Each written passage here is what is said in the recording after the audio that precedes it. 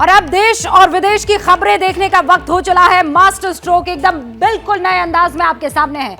आपके राज्यों की कोई भी खबर हो यहां मास्टर स्ट्रोक पे जरूर दिखेगी। लेकिन शुरुआत दिल्ली के कंजावला केस की नई डिटेल से करूंगी। आज दिल्ली पुलिस का फोकस डिजिटल और इलेक्ट्रॉनिक एविडेंस पर रहा। दिल्ली पुलिस ने कंजावला केस में मृतक अंजलि और उसकी दोस्त निधि की कॉल डिटेल्स हासिल कर ली है। इसके अलावा आरोपियों की कॉल डिटेल्स भी पुलिस को अब मिल चुकी है। पुलिस इन कॉल डिटेल्स के जरिए दोनों की लोकेशन ट्रेस करने की कोशिश कर रही है। लेकिन इस बीच निधि के बयान पर अंजलि के परिवार का काउंटर रिएक्शन आया है। ऐसा इसलिए भी क्योंकि कंजावला केस में जब से निधि का बयान सामने आया है तब से ये केस और उलझता दिखाई देने लगा है। निधि के बयानों के बाद अंजलि की मौत सवालों के घेरे में आ गई है। कल निधि ने अंजलि को लेकर काफी बातें कही थी। मीडिया के सामने आकर ये तक कहा कि बलेनो कार और स्कूटी की आमने सामने की टक्कर हुई थी। इसके बाद अंजलि गाड़ी के नीचे फंस गई। लेकिन आज अंजलि के परिवार का पहला रिएक्शन सामने आया। परिवार के करीबी ने बताया कि निधि की बातें बेबुनियाद हैं। अंजलि के परिवार की तरफ से ये भी दावा किया गया है कि ये हादसा नहीं, प्लान मर्डर है। अंजलि को धीरे धीरे दर्द देकर मारा गया है। वो किसी चीज में अटक गई थी नीचे गाड़ी के। अटकने के बाद वो आगे गई, पीछे गई, आगे गई, फिर उसे गाड़ी बिल्कुल आगे घसीट के ले गई। फिर उसे घसीटते घसीटते वो छुट्टी नहीं होगी, उसे घसीटते घसीटते बिल्कुल आगे ले गई। अच्छा निधि, इसी दौरान उसकी मौत हो गई। ब्रेन मैटर इज मिसिंग, मतलब वो जो 13 किलोमीटर की बर्बरता हुई है उसमें जो दिमाग का हिस्सा है या पूरा दिमाग है वो गिर गया, वो मिला नहीं है। निधि की एंट्री जो है ये एक प्लांटेड एंट्री है। मुझे लगता है कि पांचों अक्यूज को बचाने के लिए किसी तरीके से ये एक प्लान है। कल जब निधि मीडिया के सामने आई थी तो उसने इस जघन्य वारदात वाली रात को लेकर एक टाइमलाइन बताई थी। निधि ने बयान दिया था कि वो और अंजलि शाम से ही होटल में थी और फिर ये तक कहा कि अंजलि इस तरह से ड्राइव कर रही थी जैसे वो खुद एक्सीडेंट करना चाह रही हो। लेकिन आज अंजलि के परिवार ने उसकी सारी बातों को और दावों को सिरे से खारिज कर दिया। वो के बाहर खड़े थे, वो हमसे बात कर रहे थे, ऐसे हमारी लड़ाई नहीं हो रही थी, वो हमारी ऐसी चाबी पे बहस हो रही थी।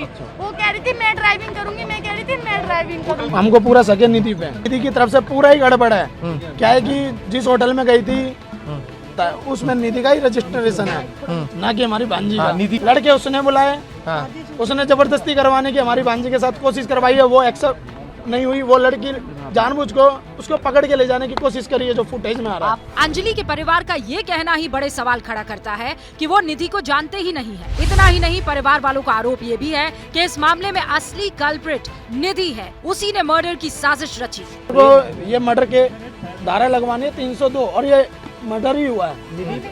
इसमें इन्वॉल्व जरूर निधि है। हाँ जी, निधि मिली जुली है इसमें। हाँ जी, हाँ, निधि पे कार्रवाई करवाना चाहता हूँ। यस, 302। एक के बाद एक कंजावला केस में देखिए पेज दर पेज बढ़ते चले जा रहे हैं। 24 घंटे पहले इसी शो में हमने आपको निधि की बातें सुनवाई थी। तब उसने अंजलि को लेकर ऐसी बहुत सी बातें कही थी, बार बार अल्कोहल वाली बात पर वो जोर दे रही थी। लेकिन निधि की ये थ्योरी पोस्टमार्टम की रिपोर्ट में 180 डिग्री बदलती हुई दिखाई दी है। असल में निधि ने कल अलग अलग मीडिया प्लेटफॉर्म पर बयान देते हुए एक बात पर लगातार जोर दिया। उसने बार बार यही कहा कि अंजलि अल्कोहल के इन्फ्लुएंस में थी, उसने काफी ज्यादा शराब पी हुई थी, उसने इतना अल्कोहल कंज्यूम कर लिया था कि वो ड्राइव तक ठीक से नहीं कर पा रही थी। लेकिन अंजलि के परिवार वालों ने इस आरोप को बेबुनियाद बता दिया। मैं और मेरी फ्रेंड वहाँ पे पार्टी कर रहे थे। उस दौरान उसने थोड़ी ज्यादा ड्रिंक कर ली थी। ड्रिंक करने के बाद उसको होश नहीं था। हमारे घर पे तो कभी नहीं पी और नहीं कभी पी के आती थी। ये वो सारी निधि की बातें गलत है, क्यों कर रही होगी? हमें नहीं पता जी क्यों कर रही है। बात सिर्फ परिवार की नहीं है, क्योंकि निधि के दावों से इतर पोस्टमार्टम रिपोर्ट की डिटेल वर्जन भी अब सामने आ गई है। अंजलि की पोस्टमार्टम रिपोर्ट में भी इसका कोई जिक्र नहीं है।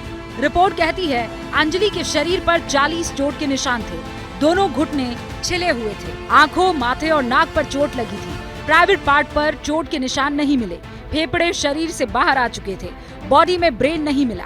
विसरा रिपोर्ट का अब इंतजार है, जहां अल्कोहल के ट्रेस की जानकारी पुख्ता हो जाएगी। Digested semi digested food material presented in the walls, मतलब किसी भी तरीके का कोई केमिकल या कोई अल्कोहल जो है वो स्टमक में नहीं था। तो निधि का जो पहला सवाल जो उसने उठाया है अंजलि के ऊपर वो बेबुनियाद है।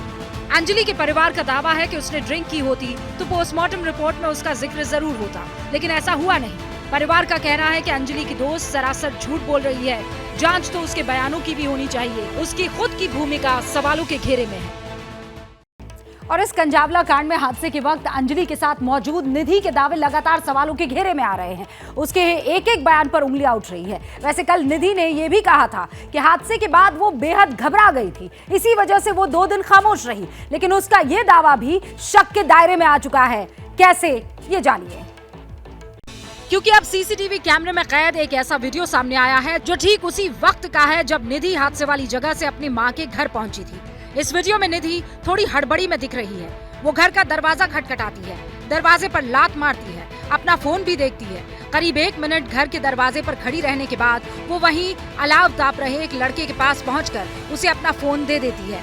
कुछ सेकंड के बाद फिर उस लड़के के पास जाती है, लौट कर आती है तो अपने घर में दाखिल हो जाती है। कैमरे की डिजिटल घड़ी के मुताबिक ये पूरा वाकया रात 1:36 से 1:38 के बीच का है।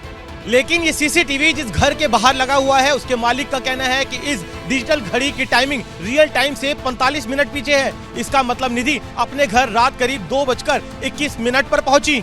अपने 2 दिन की चुप्पी के सवाल पर निधि ने कहा कि वो हादसे के बाद घबरा गई थी, बदहवास हो गई थी, इसी वजह से उसने किसी को कुछ नहीं बताया। लेकिन सवाल ये है कि ये कैसी बदहवासी है जिसमें निधि को अपनी दोस्त की जिंदगी बचाने का तो ख्याल नहीं आया, लेकिन फोन चार्ज का पूरा ध्यान रहा। और वैसे भी निधि की बदहवासी वाले दावे की चीथड़े उसका वही पड़ोसी उड़ा रहा है जिसे निधि ने फोन चार्ज करने को दिया था।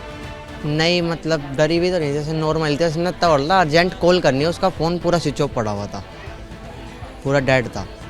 जिस निधि को दिल्ली पुलिस हादसे का सबसे बड़ा चश्मदीद गवाह मान रही है, उसके सारे दावे एक एक करके धराशायी हो रहे हैं। लेकिन इस वक्त का सबसे बड़ा सवाल ये है कि क्या निधि कुछ छिपाने की कोशिश कर रही है, और उससे भी बड़ा सवाल ये है कि क्या ये सब किसी के इशारे पर हो रहा है। जब तक खुद निधि का सच सामने नहीं आता, तब तक इन सवालों का जवाब मिलना मुश्किल है। बहुत क्लियर बात है, किसी भी इंसान को अपनी जिंदगी अपने हिसाब से जीने का हक है, लेकिन निधि के बयानों के बाद कंजावला कांड की विक्टिम अंजलि को विलन की तरह पेश करने की कोशिश हो रही है। अंजलि के चरित्र पर सवाल उठाए जाने लगे हैं। दिल्ली महिला आयोग की चीफ ने तो साफ साफ कह दिया है कि इस केस में अंजलि का कैरेक्टर असैसिनेशन हो रहा है। अंजलि की दोस्त निधि की हर थियरी भले ही पुलिस को रास आ रही हो, भले ही दिल्ली पुलिस को निधि के बयानों पर आंख मूंद कर भरोसा हो, लेकिन निधि की एक भी दलील उसके पड़ोसियों के गले नहीं उतर रही। निधि जितनी मासूम बनकर दुनिया के सामने आई, जो कहानी निधि ने दुनिया को सुनाई, पड़ोसी निधि की उसी मासूमियत पर सवाल उठा रहे हैं। ये ना दोपहर में 2 बजे उठती थी और फिर उठती बैठती, फिर 5-6 बजे घर से बाहर निकलती थी, बैठती भी थी, गली में भी बैठती थी, नीचे आती थी, घूमने बाहर रहती थी, फिर आती। हाँ 3 दिन तक घर में नहीं। 31 दिसंबर की जो दास्तान निधि ने 3 दिन बाद दुनिया को सुनाई, सवाल उस पर भी है। निधि ने दावा किया था कि वो हादसे के बाद बेहद डरी हुई थी, घबराहट की वजह से वो किसी से कुछ नहीं कह रही थी। लेकिन सुल्तानपुरी के जिस सी ब्लॉक में निधि रहती है, उस रात निधि को जिस हालत में पड़ोसियों ने देखा, उसका सच भी एबीपी न्यूज के कैमरे में कैप्चर हुआ है। जब वो आई थी हमारे पास फोन देने के लिए, तो बस उसके यहाँ पर मतलब चोट चाट लगी हुई थी, छिला विला हुआ था, वैसे हाथ उत मुड़ जाता है वैसे, और टांग पर बस चोट लगी हुई। गरीबी तो नहीं, जैसे नॉर्मल थे, उसने तोड़ला, अर्जेंट कॉल करनी है, उसका फोन पूरा स्विच ऑफ पड़ा हुआ था। निधि खुद सवालों के घेरे में है। ऐसे में दिल्ली महिला आयोग की चीफ स्वाति मालीवाल तक ने निधि की बातों को सवालों के कटघरे में खड़ा कर दिया है। तो एक तो इसने कुछ करा नहीं, ऊपर से जब पुलिस इसके पास पहुंची, तब से लेकर अब तक ये सिर्फ और सिर्फ अंजलि को बदनाम करने में लगी हुई है। तो मुझे समझ नहीं आता कि ऐसी लड़की जो अपनी मरी हुई दोस्त उस तक की नहीं हो सकती, उसकी बातों पे कैसे विश्वास किया जा सकता है। कंजावला केस में कई अनसुलझे सवाल अभी भी है। जितने सवाल निधि के दावों पर उठ रहे हैं, उतने ही सवाल दिल्ली पुलिस की इन्वेस्टिगेशन पर भी है। निधि से जुड़े ऐसे कई राज है जो अब तक दुनिया नहीं जानती है। 10 सालों से निधि अपने परिवार से अलग रह रही थी। मां तक से निधि का कोई नाता नहीं था। भाइयों ने निधि को बेदखल कर रखा था। लेकिन परिवार से निधि की अनबन क्यों हुई? ऐसा क्या हुआ कि परिवार ने निधि से सारे रिश्ते तोड़ लिए थे? इन तमाम सवालों की गिरह सुल्तानपुरी के उस सी ब्लॉक में परत दर परत खुली, जहां निधि की मां का घर है। निधि की मां के घर पहुंच चुके हैं। ये सुल्तानपुरी में C9 है, डाकखाने के पास में। और ये देखिए, ये घर है छोटा सा, और ये फिलहाल बंद है। मनोज दिखाइएगा इसको, ये बंद है, लॉक किया हुआ है, यहाँ पर कोई है नहीं। ये एक अहम बात यह है कि माँ यहाँ रहती थी और बेटी वहाँ रहती थी। ये जो निधि की माँ का घर है, उसके जो पड़ोसी हैं वो इन चीज़ की तस्दीक कर रहे, तो माँ यहीं पर रहती थी। हाँ जी सर। कब से रहती आ रही थी माँ? तो जब से शादी हुई जब से यही है। निधि की मां के घर पर ताला था, लेकिन निधि से जुड़े कई राज पड़ोसी खोल रहे थे। पड़ोसियों ने ये भी दावा किया कि निधि के रिश्ते अपने परिवार के साथ ठीक नहीं थे। वो लड़की जब उसका पापा गुजर गया था ना, वो जब ही चली गई थी। अच्छा। हाँ। तब से माँ के साथ नहीं रहती। 10 साल हो गए उसको 10 साल हो गए। उसको ना बेदखल कर दिया था। माँ ने? नहीं, उनके भाइयों ने बेदखल कर दिया। मतलब 10 साल से घर पे नहीं, भाइयों ने बेदखल कर दिया। यहाँ पर सिर्फ माँ रहती? हाँ जी, माँ रहती थी और उसका भाई रहते थे। एक भाई। कितने भाई? 2 भाई। एक भाई ने शादी कर रखी है, वो अलग रहता। माँ और छोटा वाला भाई रहता है बस यहाँ। निधि परिवार से क्यों अलग रहती थी? आखिर परिवार से निधि की अनबन की वजह क्या थी? इस सच को भी हमने खंगालने की कोशिश की। काफ़ी वक्त से दोनों माँ और बेटी अलग रह रहे थे, और एक भाई है वो भी अलग रहता है। यहाँ पर आए थे पुलिस के जवान, काफ़ी इस गली में आए हुए थे, और पुलिस के जवानों की मौजूदगी में ही वो निधि यहाँ भी आई थी। कैमरा मनोज के साथ अभिषेक उपाध्याय, ABP न्यूज़, दिल्ली। हमें लगा था दिन बीतते जाएंगे और सवालों से पर्दा हटता चला जाएगा, लेकिन ये तो और उलझ रहा है।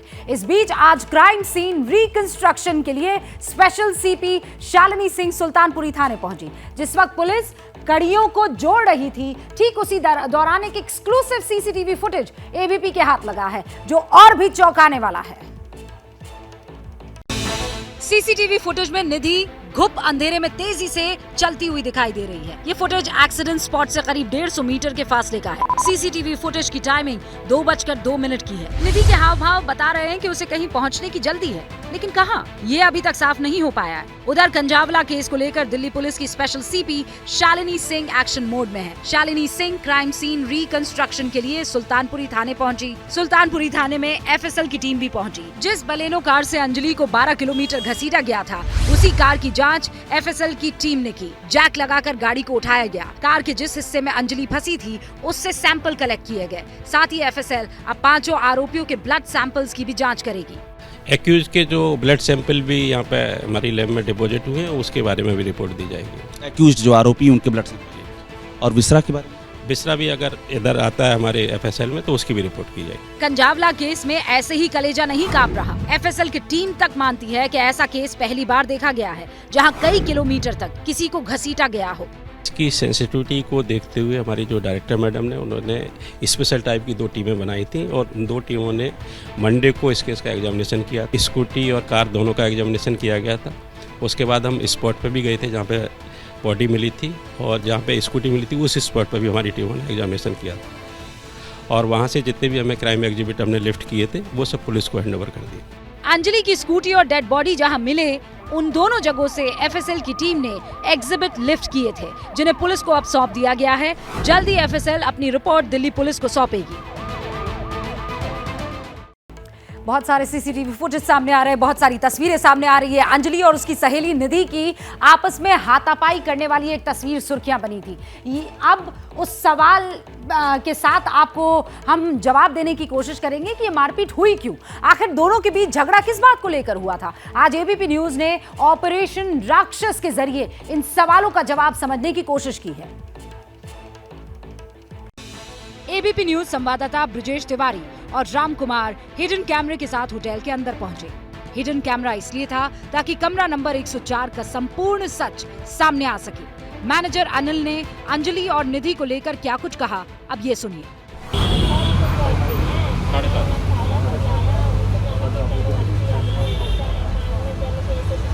सुबह 1-1:30 बजे जो रिकॉर्डिंग है उनके की उसके बाद लड़के ही आपस में कार्य करते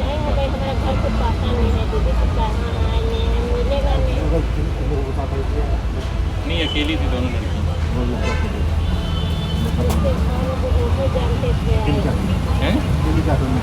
देखो नया साल है, क्या आजकल की लड़कियों का आपको भी पता है, लड़कियों ज़्यादा नशा करते हैं। होटल में कमरा किसके नाम पे बुक था? दोनों लड़के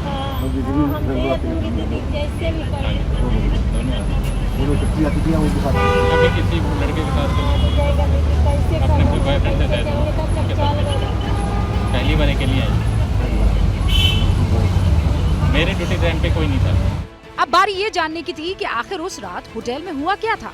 उसके पहले कोई लड़का नहीं आया था, उसके बाद उसके बाद में कोई आया हुआ फ्रेंड तो आए होंगे, रात को आए 11:30-12 बजे सेलिब्रेट करने के लिए। पर जो कल पुलिस वाले दिखा रहे थे रिकॉर्डिंग, तो तकरीबन 7-8 मिनट के लिए लड़के अंदर, फिर बाहर लड़के ही बाहर, लड़के अंदर, लड़के अंदर। दोनों लड़कियाँ? एक लड़की तो जा चुकी थी 12-12 नहीं थी, फिर वो वापस आई 15-20 मिनट बाद। हॉस्पिटल में जाके जा चुकी थी, फिर वापस आई। अब सवाल ये था कि जो 5 आरोपी पकड़े गए हैं, क्या उनकी पहचान निधि और अंजलि से पहले से थी? क्या वो लड़के भी वहाँ पर मौजूद थे? लड़के पकड़े गए, वो भी आपके होटल में आते थे? वो 5 लोग हैं, हाँ मैंने देखा था, पर मेरे अंदाज़ है वो लड़के नहीं। वो कभी जो मैंने कैमरे में देखे ना रिकॉर्डिंग में, वो वाले लड़के नहीं,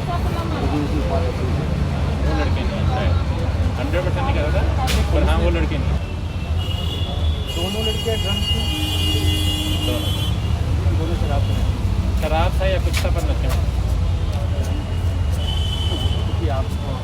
हम रूम में तो देखते नहीं है सर। सुबह जब चेकआउट हुआ तो सुबह मैंने बताया ना, चेकआउट के टाइम पे तो हमने देखा नहीं जाता, और रात को ही निकल गई थी। मैं तो सुबह 9 बजे ड्यूटी पे आया। मैनेजर के मुताबिक दोनों लड़कियां नशे में थी और होटल के अंदर ही शोर शराबा और झगड़े का माहौल शुरू हो गया था। मैनेजर के धमकाने पर दोनों लड़कियों ने कमरा खाली कर दिया था। अब कुल मिलाकर कंजावला केस में दिल्ली पुलिस सुपर एक्टिव नजर आ रही है, लेकिन 31 दिसंबर और 1 जनवरी की दरमियानी रात पुलिस ने तेजी क्यों नहीं दिखाई, ये सबसे बड़ा और महत्वपूर्ण सवाल है। चश्मदीद की पहली कॉल पर कार्रवाई क्यों नहीं हुई? ऑपरेशन राक्षस में दिल्ली पुलिस के एसीपी ने इस सवाल का जवाब दे दिया है। टीवी स्क्रीन पर मौजूद ये सुल्तानपुरी के एसीपी राजबीर मलिक है। 31 दिसंबर की रात पुलिस ने पहली कॉल पर एक्शन क्यों नहीं लिया? जवाब सुनिए, सुनने लायक है। जो इंसिडेंट हुआ ये शनि बाजार रोड पे हुआ है। कंजावला रोड है वो अलग रोड है, और शनि बाजार रोड कंजावला रोड को लिंक करता है।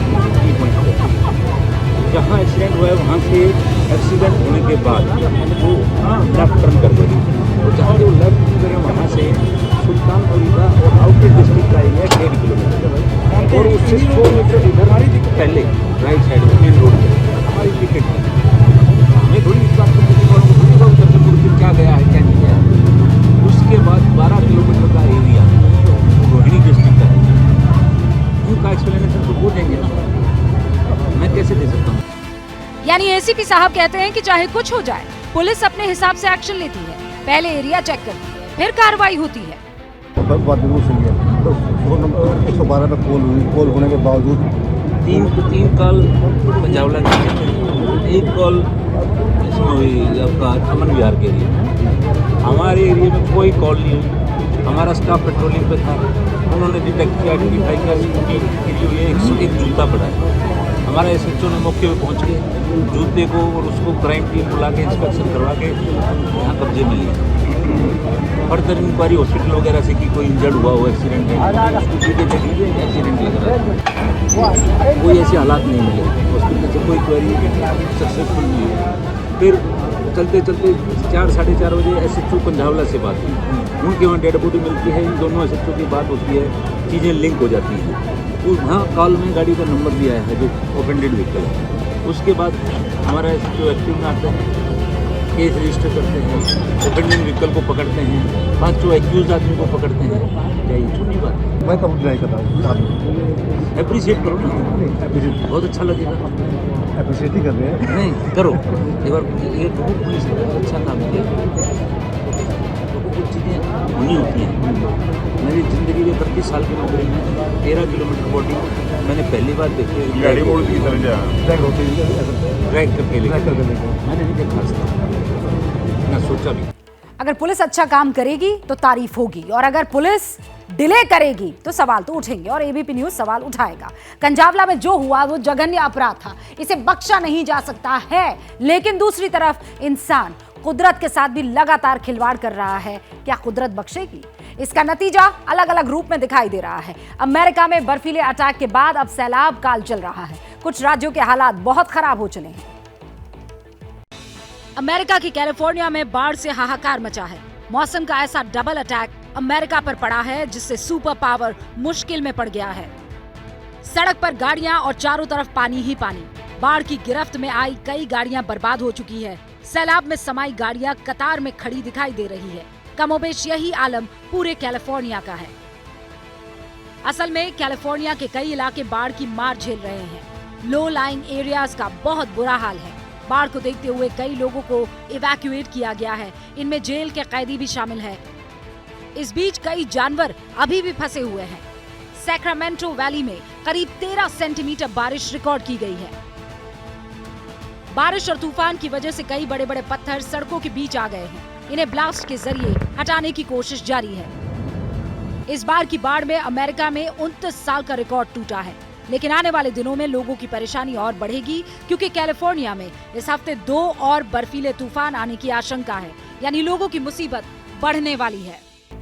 बड़ी हुई मुसीबत चीन में भी दिख रही है। ये बाढ़ जैसी हालात, कोरोना की बाढ़ जैसी हालात, जिसकी लहर ने 40% आबादी को संक्रमित कर दिया है। बीजिंग, शंघाई, सिचुआन जैसे इलाके पूरी तरह से कोरोना की चपेट में आ गए हैं। और अब हेल्थ एक्सपर्ट्स ये दावा कर रहे हैं कि आने वाले हफ्तों में वहां के करीब 110 करोड़ लोग महामारी का शिकार हो सकते हैं।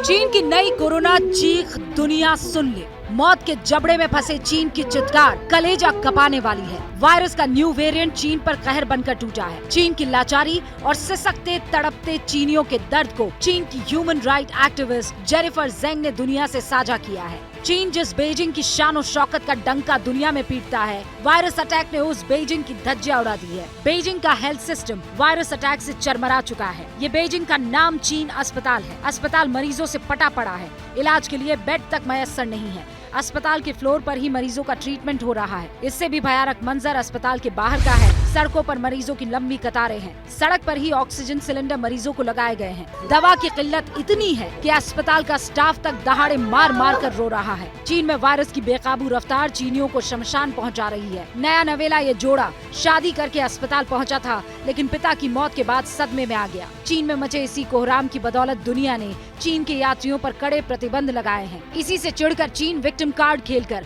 दुनिया को डरा रहा है, इस मुनादी के साथ कि अगर दुनिया उस पर बैन लगाएगी तो चीन भी कड़े प्रतिबंध लगाएगा। हो सकता है आने वाले दिनों में चीन को मुक्ति मिल जाए इस वायरस से, लेकिन पाकिस्तान के वायरस का क्या करें? उससे कभी उसे मुक्ति नहीं मिलेगी। और वायरस है फौज और आईएसआई, वो साजिशें करते रहते हैं और पाकिस्तान उसमें कहीं ना कहीं लिप्त होता चला जाता है। पाकिस्तानी फौज और वहां की खुफिया एजेंसी के बीच ऐसा घिनौना गठजोड़ है जिसमें हनी ट्रैप शामिल है। इल्जाम है कि इसमें 4 मशहूर एक्ट्रेस को मोहरा बनाया गया है। महविश हयात, माहिरा खान, कुबरा खान और सजल अली। वैसे तो ये चारों पाकिस्तान की फिल्म इंडस्ट्री और मॉडलिंग इंडस्ट्री की मशहूर हस्तियां हैं।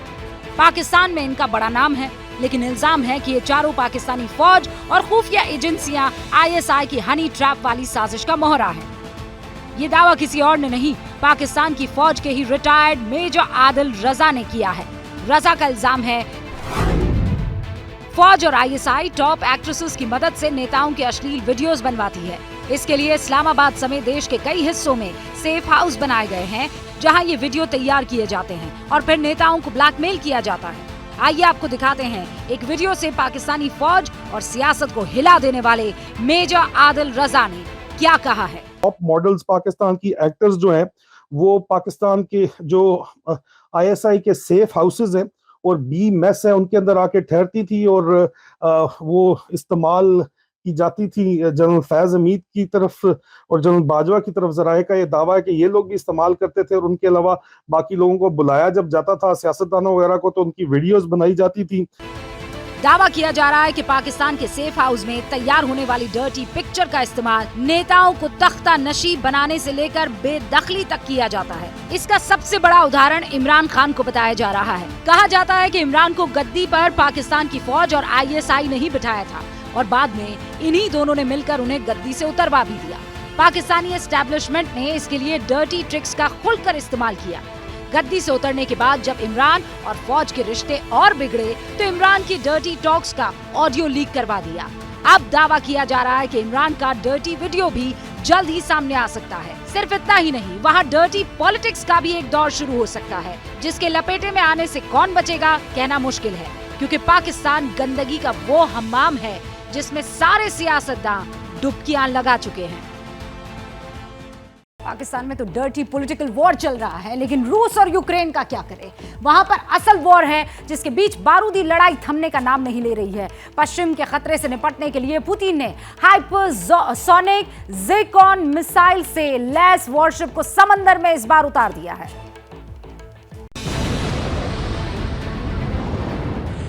इसकी वजह है बदले की आग जो रूस के राष्ट्रपति व्लादिमीर पुतिन के सीने में सुलग रही है। दरअसल यूक्रेन के रॉकेट हमले में अपने 63 जवानों की मौत से पुतिन का गुस्सा 7वें आसमान पर पहुंच चुका है। इसका सबूत है यूक्रेन पर रूसी हमलों में आई तेजी। हर वार पर पलटवार की रूसी फितरत से यूक्रेन के राष्ट्रपति ज़ेलेंस्की भी वाकिफ है। उन्हें पता है कि पुतिन जंग की आग में और बारूद झोंकने की तैयारी में है। रूस ईरान से लिए गए शाहिद ड्रोन से हमले की योजना बना रहा है। वो हमारे लोगों, हमारे एयर डिफेंस सिस्टम और हमारे पावर प्लांट्स को खत्म करना चाहता है। ज़ेलेंस्की जिस कॉम्बैट ड्रोन शहीद का जिक्र कर रहे हैं, वो ईरान से रूस को मिला वो अचूक हथियार है जिसका इस्तेमाल पुतिन यूक्रेन के खिलाफ पहले भी करते रहे हैं। लेकिन यूक्रेन को डर है कि अपने सैनिकों की मौत का बदला लेने के लिए रूस और घातक हमले कर सकता है। वैसे पुतिन अपनी जंगी तैयारी को सिर्फ यूक्रेन के खिलाफ धार नहीं दे रहे हैं, वो पश्चिम से निपटने का भी पुख्ता इंतजाम कर रहे हैं। इसी की तरफ कदम बढ़ाते हुए रूस ने हाइपरसोनिक मिसाइल ज़िरकॉन से लैस युद्धपोत समंदर में उतार दिए हैं। ज़िरकॉन रूस की हाइपरसोनिक मिसाइल है जिसकी रफ्तार आवाज से 9 गुना ज्यादा है और दावा किया जाता है कि इसकी रेंज करीब 1000 किलोमीटर है। रूस के रक्षा मंत्री सर्गेई शोइगु और एडमिरल गार्शकोव के साथ वीडियो कॉन्फ्रेंसिंग के दौरान पुतिन ने दावा किया कि ज़िरकॉन का तोड़ किसी के पास नहीं है। दुनिया के किसी भी देश के पास इसकी काट नहीं है। मुझे यकीन है कि इस तरह के शक्तिशाली हथियार से रूस बाहरी खतरों से बचाव कर सकेगा। रूस का ये फ्रिगेट अटलांटिक महासागर, हिंद महासागर और भूमध्य सागर से दुश्मन पर नजर रखेगा। मतलब अमेरिका के साथ ही यूरोप और ऑस्ट्रेलिया दोनों ही पुतिन के निशाने पर होंगे। रूस और यूक्रेन में तो दो सरकारें आपस में लड़ रही है, दो मुल्क आपस में लड़ रहे हैं, लेकिन पाकिस्तान में देखिए सरकार जनता से लड़ रही है, जनता सरकार से। पाकिस्तान की शहबाज शरीफ हुकूमत ने 22 करोड़ अवाम की कब्र खोदने की पूरी तैयारी कर ली है। पाकिस्तान में शरीफ सरकार ने नई अनडिक्लेयर्ड इमरजेंसी लागू कर दी है, जिसके बाद पूरा पाकिस्तान रात 8:30 बजे के बाद ब्लैकआउट मोड में आ जाएगा। जिस पाकिस्तान में 75 सालों से अंधेरा है, उस पाकिस्तान के मुस्तकबिल में अंधेरा अब और घना होने वाला है। शहबाज सरकार ने पाकिस्तान को बिजली पर 440 वोल्ट का झटका दिया है। रात 8:30 बजे से पाकिस्तान की बत्ती गुल हो जाएगी। बाजार रात 8:30 बजे बंद, शादी हॉल 10 बजे बंद, रेस्टोरेंट 10:30 बजे बंद। लाइफस्टाइल बदलेंगे, बिजली बचाएंगे। बिजली बचेगी तो पैसे बचेंगे, पैसे बचेंगे तो मुल्क मुस्तहकम होगा। वफाकी काबीना ने तवाराई की बचत के फैसलों की मंजूरी दे दी। कंगाली के दलदल में फंसा पाकिस्तान इस पैतरे से 60 अरब बचाने की जुगत में है, लेकिन शरीफ जो अंधेरा पाकिस्तान में लेकर आए हैं, उस पर सरहद पार गदर मचा हुआ है। बड़ी ज्यादती है, बड़ा गलत फैसला है, वापस लेना चाहिए। कारोबार ठप करने वाली की बात है, आगे नहीं काम है। 8:30 बजे तो बिल्कुल ठप हो जाएगा काम। ये इनकी अपनी नालायकी है जो अवाम को हर दफा भुगतनी पड़ रही है और इस दफा भी अवाम को ही जलील कर रहे हैं। बिजली बचाने का सर ऐसी का क्या फायदा जब रोजगार ही नहीं मिलना। अगर दुकानें बंद करेंगे कारोबार पे भी असर पड़ेगा। पाकिस्तान में अंधेरा कायम करने की नीति 10 दिनों में लागू हो जाएगी। 30% बिजली बचाने के ख्वाब तो शरीफ सरकार जरूर देख रही है, लेकिन सरकार के इस फैसले से पाकिस्तान के फ्यूज उड़ गए हैं। ये फैसला आधा तितर आधा बटेर वाली बात नहीं है। ये 6 दिन होता है, महीना होता है, 2 महीने होता है, खत्म हो जाता है। बिजली 1 घंटा आती है, 3 घंटे जाती है। अभी भी बिजली बंद है, जब 8 बजे बंद हो जाएगी हमने शॉप बंद करके घर चले जाना। अभी भी फारग बैठे हुए हैं, घर जाके फारग बैठ जाएंगे। सब झूठ है। पाकिस्तान में बाहर का मुल्क हो और सिटी हो, वहाँ पर ये स्कूल चल सकता है। शॉप बंद नहीं करनी, एक करेगा दूसरा नहीं करूँगा। मगर ये बात अच्छी है 8 बजे तक कर, लेकिन किसी ने मानना नहीं। ऐसे बेतुके फैसले सिर्फ पाकिस्तान ही ले सकता है। अवाम पहले ही बदहाली की भट्टी में झुलस रही है, अब अंधेरे की आहट पाकिस्तानियों के पसीने छुटा रही है। अगर कोरोना के डर में ये किया जाता तो एक बार फिर समझ में आता, लेकिन आप देख रहे हैं पाकिस्तान में ये अजीब और गरीब फैसला जो है इसलिए लिया गया है क्योंकि बिजली की बचत करनी है। अभी यहाँ कोरोना से देश और दुनिया एक दूसरे को बचाने की जुगत में लगी हुई है। कई मुल्कों में कोरोना का रिकॉर्ड विस्फोट होने लगा है। 7 दिन में दुनिया में 30 लाख केसेस सामने आए हैं। हालात डरावने होते जा रहे हैं। खासकर नए साल के जश्न के बाद भीड़ में कोरोना को फैलने का मौका मिल गया। अमेरिका, जापान, साउथ कोरिया जैसे देशों में कोरोना बेलगाम हो चुका है। जापान में एक हफ्ते में कोरोना के 10 लाख मामले सामने आए हैं, जबकि इसके चलते 10 दिन में 2188 लोगों की मौत हुई। दक्षिण कोरिया में बीते 7 दिन में 4.5 लाख से ज्यादा कोरोना के मरीज मिले, जबकि XBB.1.5 वेरिएंट की मार झेल रहे अमेरिका में भी 7 दिन में कोरोना के 2,12,000 से ज्यादा मरीज सामने आ चुके हैं। ओमिक्रॉन के इसी वेरिएंट को लेकर दुनिया भर के एक्सपर्ट्स चेतावनी दे रहे हैं। सबका यही कहना है कि ये सुपर स्ट्रेन दुनिया में कोरोना की नई लहर ला सकता है, नए सिरे से तबाही मचा सकता है। ब्राजील में 7 दिनों के अंदर 1,85,947 केस मिले हैं। इस दौरान 174 लोगों की मौत हुई है। हांगकांग में 7 दिनों में कोरोना से 291 लोगों की मौत हुई है, जबकि 1,64,182 केस मिले हैं। गौर करने वाली बात यह है कि इसी तरह का ट्रेंड कई और मुल्कों में देखने को मिला है। फ्रांस, जर्मनी, अर्जेंटीना, ऑस्ट्रेलिया जैसे देशों में भी कोरोना के मामले तेजी से बढ़ रहे हैं। हालांकि कई देशों का मानना है कि ऐसे हाल में चीन को लेकर अलर्ट रहने की जरूरत है। इसीलिए कई देशों ने चीन के यात्रियों के लिए टेस्ट जरूरी कर दिया है। ये तो आप जानते ही है ना, कोरोना कितना क्रूर है। ये दुनिया जान चुकी है कि कोरोना क्या कर सकता है। ये सांसें छीनने वाला वायरस है। लेकिन देश की राजधानी में क्रूरता के वायरस का एक और एग्जाम्पल सामने आया है। लड़की ने दोस्ती तोड़ी तो सिरफिरे ने उसे चाकू से गोद दिया। घटना सोमवार को आदर्श नगर इलाके में हुई, लेकिन इसका सीसीटीवी फुटेज आज सामने आया। आरोपी सुखविंदर दशप्रीत कौर नाम की एक लड़की को पसंद करता था, लेकिन बाद में दोनों का ब्रेकअप हो गया। इसी बात को सुखविंदर बर्दाश्त नहीं कर पाया। तस्वीरों में दिख रहा है आरोपी सुखविंदर केवल पार्क इलाके की एक सुनसान गली में दशप्रीत को घेरता है, उसका रास्ता रोकता है, उसे दीवार की तरफ करता है और फिर चाकू से हमला कर देता है। पुलिस का कहना है कि आरोपी ने लगातार 6 बार वार किए। दशप्रीत कौर की हालत गंभीर है।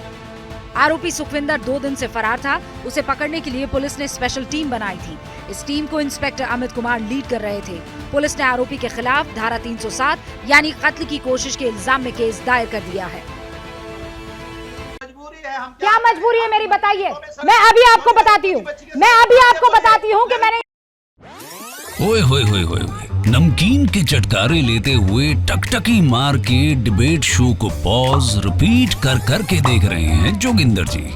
इनकी तरह आप भी देखें अपने फेवरेट डिबेट्स को रिपीट कर और डाउनलोड कीजिए एबीपी लाइव ऐप अपने स्मार्ट टीवी पर।